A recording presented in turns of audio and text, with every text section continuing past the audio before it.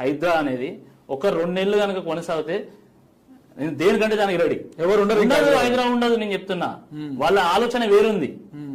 మరి దేనికి ఇంత హడావుడి దేనికోసము? చెప్పినా కదా, దేనికి ఉన్న పెద్దోళ్ళని కొడితే ఒక 2-4 పెద్దోళ్ళని కొట్టేస్తే చిన్న చిన్న వాళ్ళందరూ ఈయన దగ్గరకు వస్తారు, లైన్ కడతారని ఆయన ఆలోచన. ఎన్ కన్వెన్షన్ కూడా ఇందులో భాగంగానే 100%. ఎన్ కన్వెన్షన్ కొట్టినాక ఎవడన్నా రియల్ ఎస్టేట్ వ్యాపారి ఎవడన్నా హైదరాబాద్ లో పెట్టుబడి పెడతారా అండి? ఎన్ కన్వెన్షన్ నాగార్జునే కొట్టిండంటే నేనే నా పరిస్థితి ఏంది అని చెప్పేసి భయపడాడు వాడు పోయి అమరావతిలో పెట్టుబడి పెడతాడు. అటుకు గురువుకు గురు దక్షిణ, అల్లునికి కట్నం. ఇది తెలంగాణ రాష్ట్రానికి ముఖ్యమంత్రిగా ఉండి ఈ రాష్ట్రాన్ని తెలంగాణ రాష్ట్రానికి ముఖ్యమంత్రిగా ఉన్నాడు. ఇక్కడ రియల్ ఎస్టేట్ దెబ్బతీస్తాడు, అక్కడ పెట్టుబడులు పెట్టిస్తాడు, అల్లునికి కట్నం చెల్లిస్తాడు.